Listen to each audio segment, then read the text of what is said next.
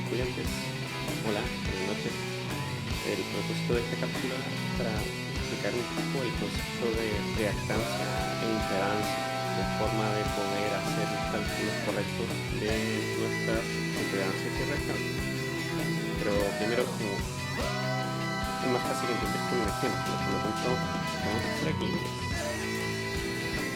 otra vez pequeños ejemplos. Si se dan cuenta, nosotros cuando trabajamos en corriente continua utilizamos la ley de Ohm para poder determinar cuál es el valor de la corriente y el voltaje que pasa a través de una resistencia.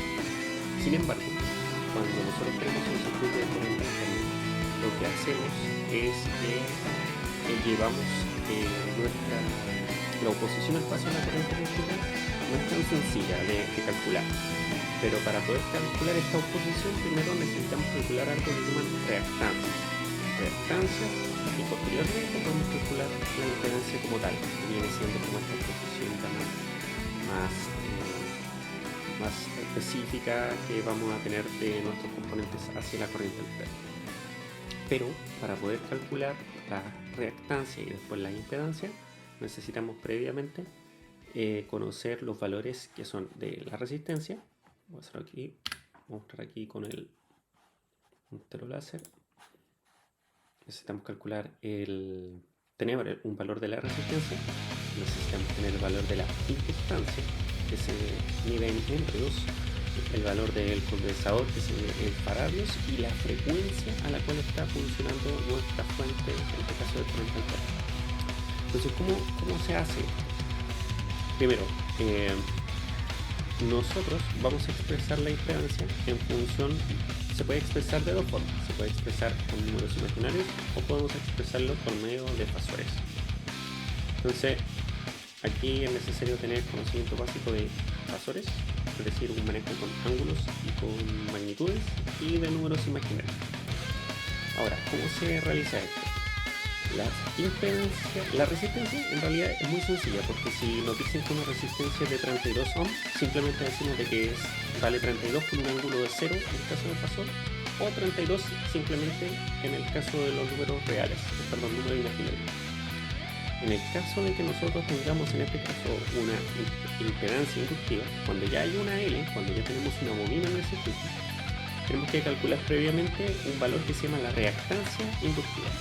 ¿Y cómo se calcula la reactancia inductiva?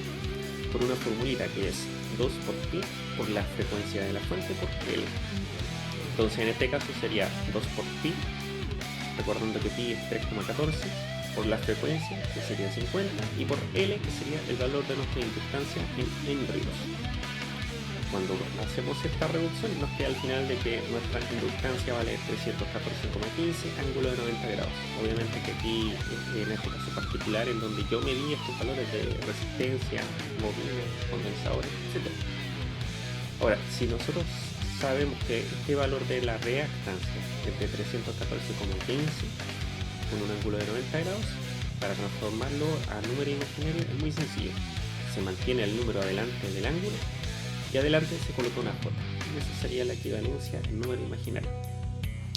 En el caso del condensador, en vez de ser 2 por pi por F por L, sería 2 por pi por F por C, pero ese número va a estar dividido, va a estar 1 dividido en ese número, con un ángulo de menos 90 grados, lo que en este caso particular nos da 31,83 ángulo de 90 grados, y la equivalencia en números imaginarios.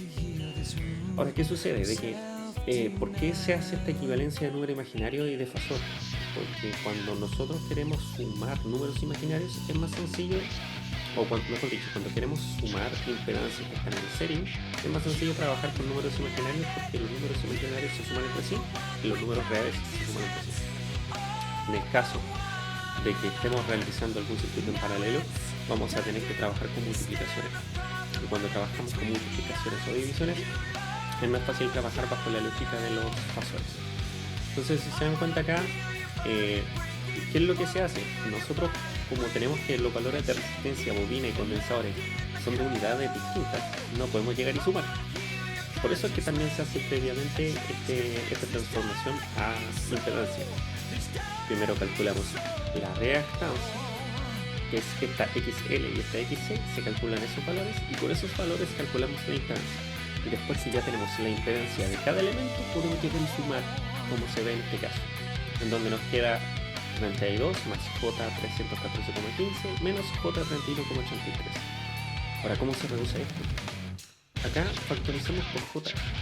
Como acá hay una J y aquí también hay una J, nos quedaría 314,15 menos 31,83 J, que queda 282,32 J.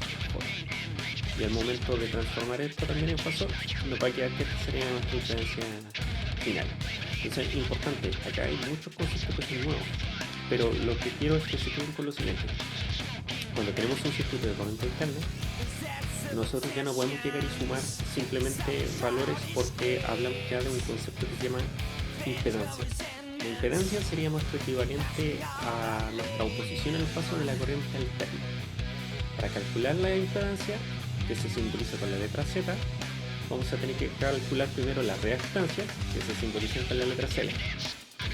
Al momento de calcular la reactancia, calculamos la impedancia. Y al tener el valor de la impedancia, ya podemos hacer las reducciones de los circuitos de la misma forma en la cual nosotros hacemos reducciones de circuitos con resistencia. Es decir, sumando en el caso de que sean impedancia en serie o realizando otras operatorias, tal como se realiza con la resistencia en paralelo. ¿Ya? Que sería con el inverso de las impedancias, calculamos las impedancias totales del circuito en paralelo. Si tienen cualquier consulta o duda, háganlas saber por el foro, que manden correo a la plataforma, mensaje a la plataforma y correos para poder prestarle ahí mayor ayuda respecto al todo esto. Así que cualquier cosa, quedo atento. Nos vemos. Chau.